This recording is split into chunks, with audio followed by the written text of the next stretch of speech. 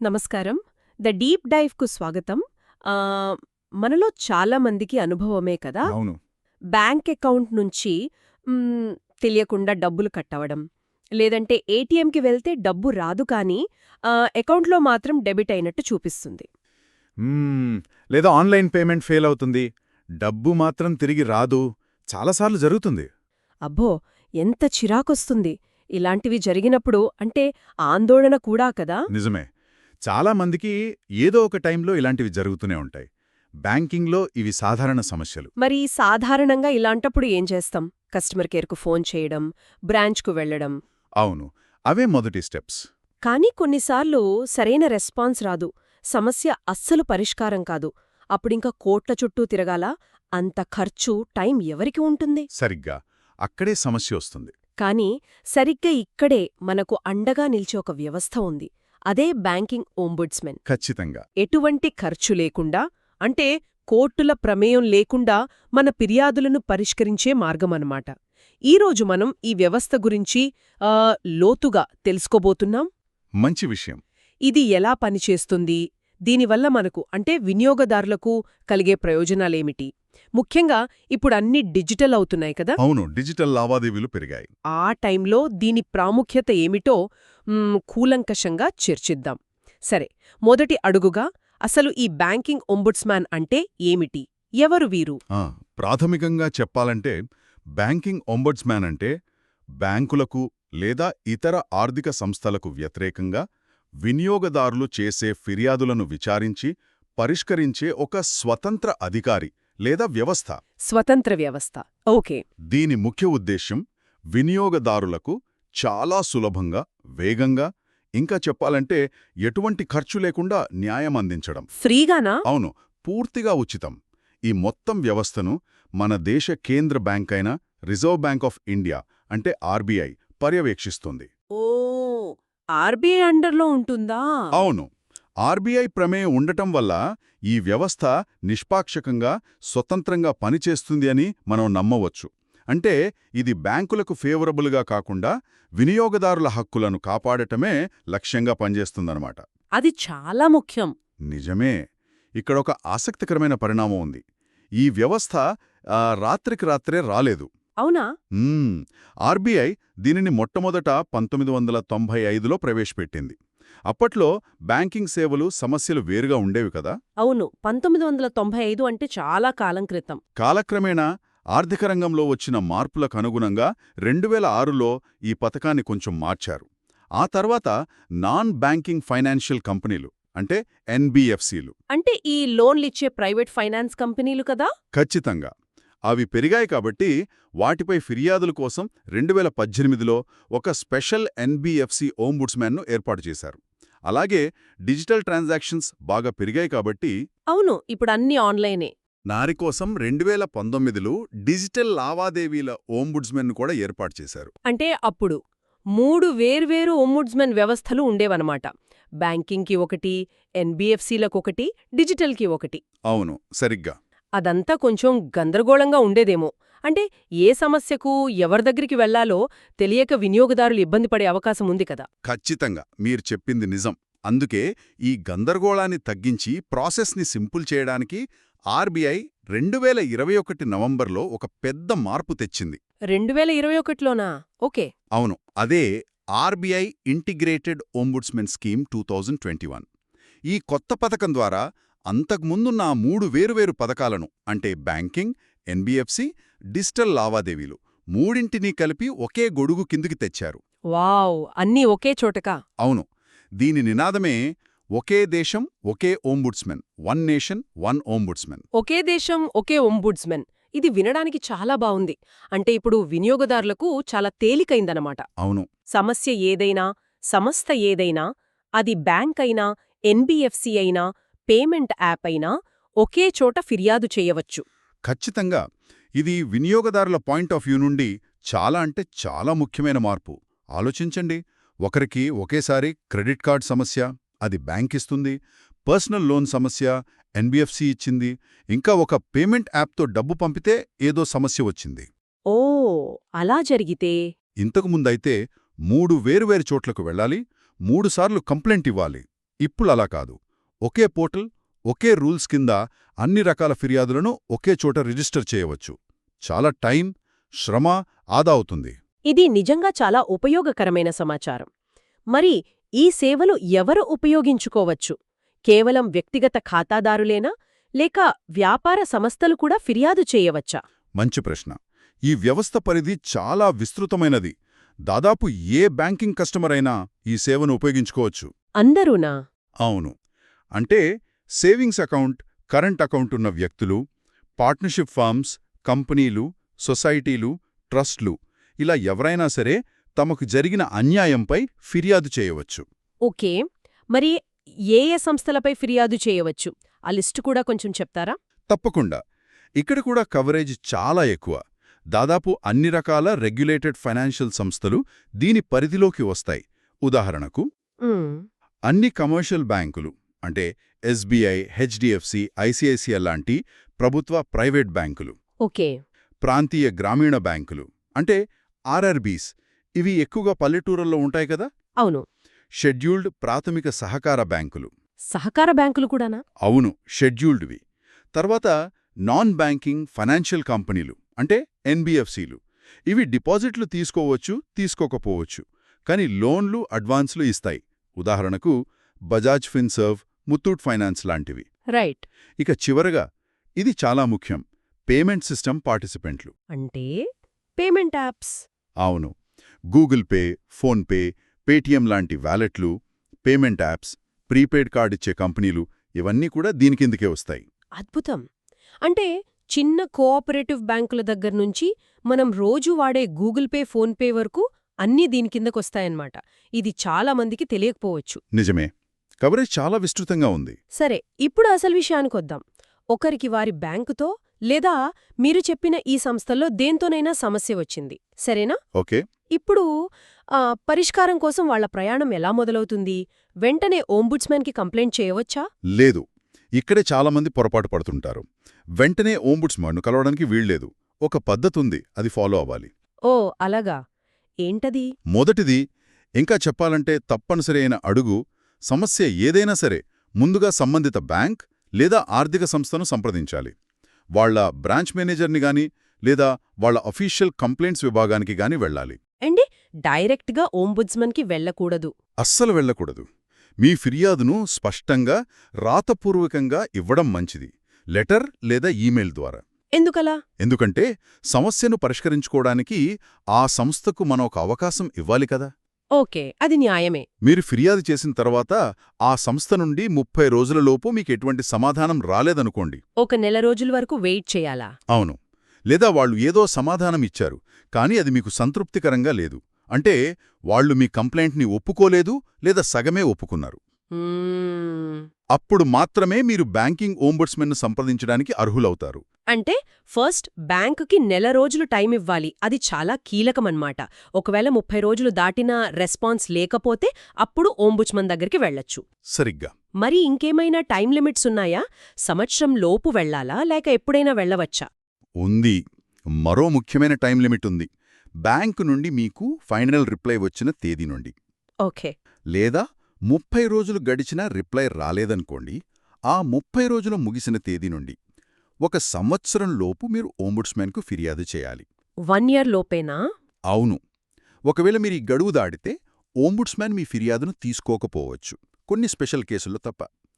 కాబట్టి ఈ 2 time limits 30 రోజులు, 1 సంవత్సరం, ఇవి 2 గుర్తుంచుకోవడం చాలా ముఖ్యం. అర్థమైంది. ఫస్ట్ బ్యాంక్, 30 రోజుల వెయిటింగ్, తర్వాత సంవత్సరంలోపు ఓంబుడ్స్మన్. ప్రాసెస్ క్లియర్గా ఉంది. సరే, ఇప్పుడు ఆ స్టేజ్కి వచ్చాం. ఓంబుడ్స్మన్కు కంప్లైంట్ ఎలా ఫైల్ చేయాలి? ఇది చాలా పెద్ద ప్రాసెసా? లాయర్ కావాలా? ఇక్కడే ఈ వ్యవస్థ గొప్పతనం ఉంది చూడండి. ఫిర్యాదు చేయడం చాలా అంటే చాలా సులభం, ఇంకా పూర్తిగా ఉచితం. డబ్బులు కట్టక్కర్లేదా? ₹1 కూడా కట్టాల్సిన అవసరం లేదు. అంతేకాదు, మీ తరపున వాదించడానికి లాయర్ని పెట్టుకోవాల్సిన అవసరం అస్సల్లేదు. మీరే డైరెక్ట్గా ఫిర్యాదు చేయవచ్చు. అదా, భలే. ఫిర్యాదు చేయడానికి ప్రధానంగా 3 మార్గాలున్నాయి. ఓకే, ఏంటవి? ఒకటి ఆన్లైన్ పోర్టల్. ఇది చాలా ఈజీ, ఫాస్ట్ కూడా. ఆర్బీఐ వాళ్ల అధికారిక ఇంటిగ్రేటెడ్ ఓంబుడ్స్మన్ పోర్టల్ cms.rbi.org.in. దీని ద్వారా కంప్లైంట్ చేయవచ్చు. cms.rbi.org.in అవును, అక్కడ మీ డీటెయిల్స్, మీ కంప్లైంట్ ఏంటి, దానికి సంబంధించిన డాక్యుమెంట్స్ అంటే మీరు బ్యాంక్కి రాసిన లెటర్, వాళ్ళ రిప్లై, స్టేట్మెంట్స్ లాంటివి అప్లోడ్ చేయవచ్చు. ఓకే, ఆన్లైన్లో తేలిక కదా. అవును. రెండో మార్గం ఈమెయిల్. మీ ఫిర్యాదును, డాక్యుమెంట్స్ని స్కాన్ చేసి ఆర్బీఐ వాళ్ళు ఏర్పాటు చేసిన ఒక centralized receipt and processing center అంటే సిఆర్పిసికి ఈమెయిల్ చేయవచ్చు. సిఆర్పిసి దాని అడ్రస్ ఏంటి? వాళ్ళ email address crpc@rbi.org.in. crpc@rbi.org.in. Okay.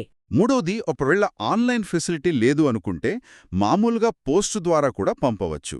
కంప్లైంట్ని ఒక కాగితంపై రాసి అవసరమైన డాక్యుమెంట్లు జతచేసి పోస్టు ద్వారా ఈ సిఆర్పిసికి పంపాలి. దీని అడ్రస్ చండీగఢ్లో ఉంది, ఆర్బీఐ వెబ్సైట్లో దొరుకుతుంది. అంటే అన్ని కంప్లైంట్స్ ఒకే చోటికి వెళ్తాయా ఈ సిఆర్పిసికి? అవును, ఈ సెంట్రలైజ్ సెంటర్ పెట్టడం ఉద్దేశ్యం అదే. దేశం నలుమూలల నుండి వచ్చే ఫిర్యాదులను ఒకే చోట తీసుకుని వాటిని బేసిక్గా చెక్ చేసి కరెక్ట్ ఓంబుడ్స్మన్ ఆఫీస్కి పంపిస్తారు. దీనివల్ల ప్రాసెస్ చాలా స్ట్రీమ్లైన్డ్గా, వేగంగా జరుగుతుంది. బావుంది. మీరు ఆన్లైన్లో ఫిర్యాదు చేస్తే మీకొక ట్రాకింగ్ నంబర్ కూడా వస్తుంది. దానితో మీ కంప్లైంట్ స్టేటస్ ఎప్పటికప్పుడు ఆన్లైన్లోనే చెక్ చేసుకోవచ్చు. ట్రాన్స్పరెన్సీ ఉంటుంది. ఇది చాలా క్లియర్గా ఉంది. ఆన్లైన్, ఈమెయిల్, పోస్ట్ 3 దారులు, అన్నీ ఫ్రీ, లాయర్ అవసరం లేదు. సూపర్! థియరీ పరంగా ఈ వ్యవస్థ అద్భుతంగా అనిపిస్తుంది. కానీ ప్రాక్టికల్గా ఇది నిజంగా వినియోగదారులను ఎలా రక్షిస్తుంది? దీనివల్ల వచ్చే అసలు లాభాలేమిటి? కేవలం కంప్లైంట్ సాల్వ్ అవ్వడమేనా, లేక ఇంకేమైనా ఉందా? ఇది కేవలం కంప్లైంట్ సాల్వ్ అవ్వడం మాత్రమే కాదు. ఇది వినియోగదారుల డబ్బును, సమయాన్ని, ఇంకా చెప్పాలంటే వాళ్ల మానసిక ప్రశాంతతను కాపాడే ఒక పవర్ఫుల్ సిస్టమ్. ఎలాగో చూద్దాం. దీని రక్షణ చర్యలను కొన్ని పాయింట్స్గా చెప్పుకోవచ్చు. చెప్పండి. 1. ఉచితం మరియు నిష్పాక్షిక న్యాయం. మనం ముందే చెప్పుకున్నాం కదా, ఈ ప్రాసెస్ పూర్తిగా ఉచితం. కోర్టుకెళ్తే అయ్యే ఖర్చు ఇక్కడ 0. అవును. ఇది ఆర్థికంగా భారం మోయలేని సామాన్య ప్రజలకు కూడా అందుబాటులో ఉంటుంది. ఇంకా ఓంబుడ్స్మన్ ఆర్బీఐ పర్యవేక్షణలో స్వతంత్రంగా పనిచేస్తారు కాబట్టి బ్యాంకుల ప్రెషర్కి లొంగకుండా నిష్పాక్షికంగా డెసిషన్ తీసుకుంటారని మనం ఆశించవచ్చు. సరే, రెండోది? సాధారణంగా ఓంబుడ్స్మన్ ఆఫీస్కి కంప్లైంట్ వెళ్ళాక కేసును బట్టి సుమారు 30 నుండి 90 రోజుల్లో పరిష్కారం దొరకొచ్చు. 1 నుంచి 3 నెలల్లోనా?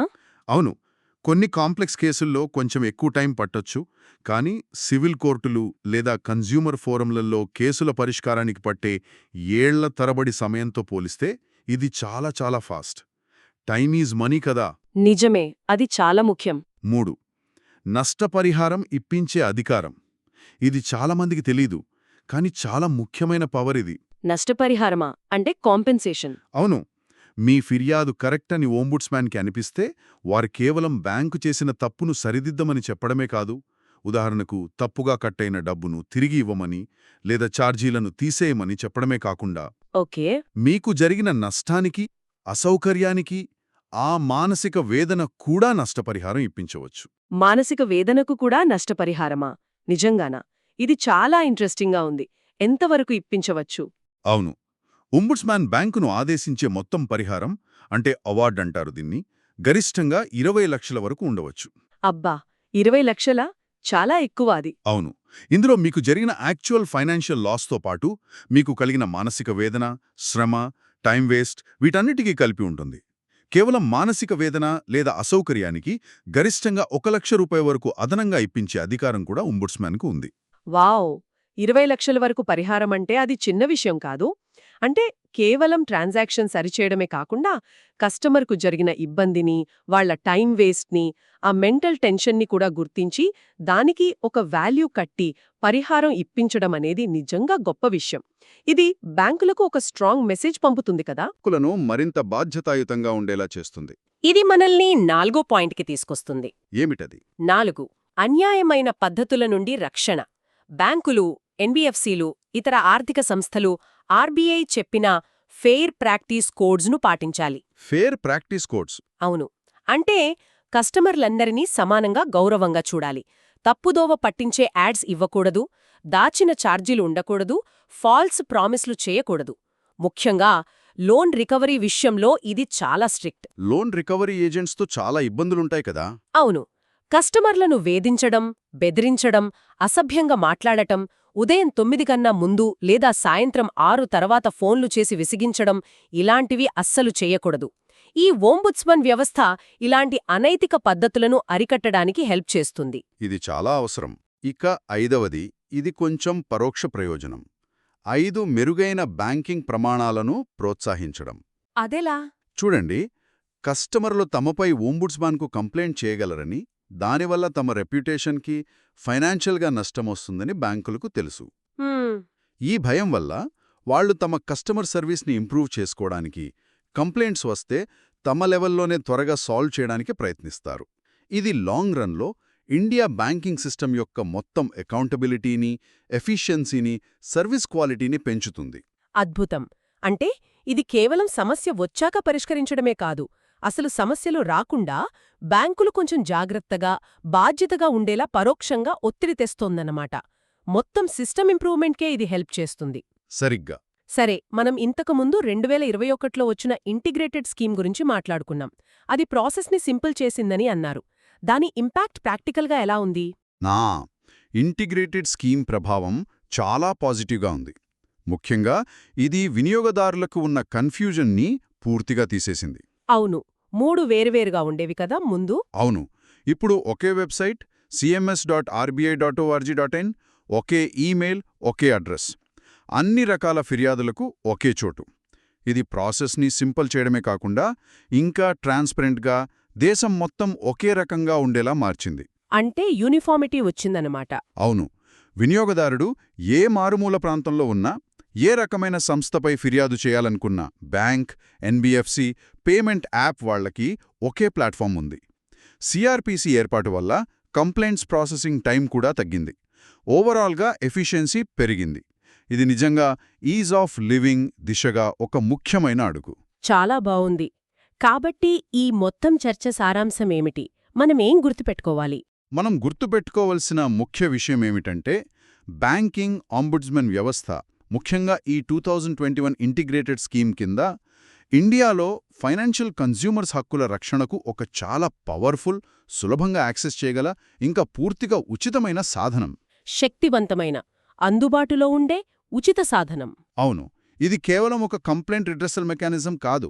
ఇది ఫైనాన్షియల్ సిస్టంలో అకౌంటబిలిటీని, ట్రాన్స్పరెన్సీని పెంచే ఒక కీలకమైన యంత్రాంగం. ఇది సామాన్య వినియోగదారుడి చేతిలో ఒక బలమైన ఆయుధం లాంటిది. ముఖ్యంగా మనం ఇంత వేగంగా డిజిటల్ ఇండియా వైపు వెళుతున్నాం. ఆన్లైన్ బ్యాంకింగ్, మొబైల్ వాలెట్లు, QR code payments, UPI transactions ఇవన్నీ మన లైఫ్లో భాగమైపోయాయి. అవును, ప్రతిరోజు వాడుతున్నాం. ఈ డిజిటల్ యుగంలో ట్రాన్సాక్షన్స్ ఎంత ఈజీయో అంతే వేగంగా సమస్యలు కూడా వస్తున్నాయి. ఫెయిల్డ్ ట్రాన్సాక్షన్స్, ఫ్రాడ్స్ ఇలాంటివి. నిజమే. ఇలాంటి టైంలో ఏదైనా పొరపాటు జరిగితే, మోసం జరిగితే మనకు న్యాయం జరుగుతుందనే భరోసా ఇవ్వడానికి ఈ ఓంబుడ్స్మన్ వ్యవస్థ ఉంది. ఇది డిజిటల్ ఫినాన్షియల్ సిస్టంపై ప్రజల నమ్మకాన్ని పెంచుతుంది. ఇది ప్రతి బ్యాంకింగ్ కస్టమర్ ప్రయోజనాలను కాపాడటంలో ఆర్బీఐ యొక్క నిబద్ధతకు ఒక నిదర్శనం. ఇది నిజంగా వినియోగదారులకు గొప్ప భరోసా, ఒక సెక్యూరిటీ ఇచ్చే విషయం. ఈ వ్యవస్థ గురించి తెలుసుకోవడం ప్రతి ఒక్కరికి చాలా అవసరం. అవును. సరే, ఈ లోతైన విశ్లేషణను ముగించే ముందు వినేవారి కోసం ఒక ఆలోచనను వదిలివెళ్దాం. సమస్య వచ్చిన తర్వాత మనకు ఓంబుడ్స్మాన్ రక్షణగా ఉంటారని ఇప్పుడు మనకు తెలిసింది. అదంతా సరే. అయితే ఈ వ్యవస్థ గురించి, మన హక్కుల గురించి, బ్యాంకులు ఏం చెయ్యాలి, ఏం చెయ్యకూడదు అనే రూల్స్ గురించి ముందుగానే పూర్తిగా తెలుసుకోవడం వల్ల మనం ఫైనాన్షియల్ సంస్థలతో డీల్ చేసే విధానంలో గానీ, లేదా మనం బ్యాంకింగ్ సర్వీసులు, ప్రోడక్ట్స్ ఎంచుకునే పద్ధతిలో గానీ ఏదైనా మార్పు తీసుకురాగలమా? ఈ అవగాహన మనల్ని మరింత పవర్ఫుల్ కన్స్యూమర్స్గా ఎలా మారుస్తుంది? దీని గురించి ఆలోచించండి. ఈనాటి చర్చకు ఇంతే. మరో ఆసక్తికరమైన అంశంతో మళ్ళీ కలుద్దాం.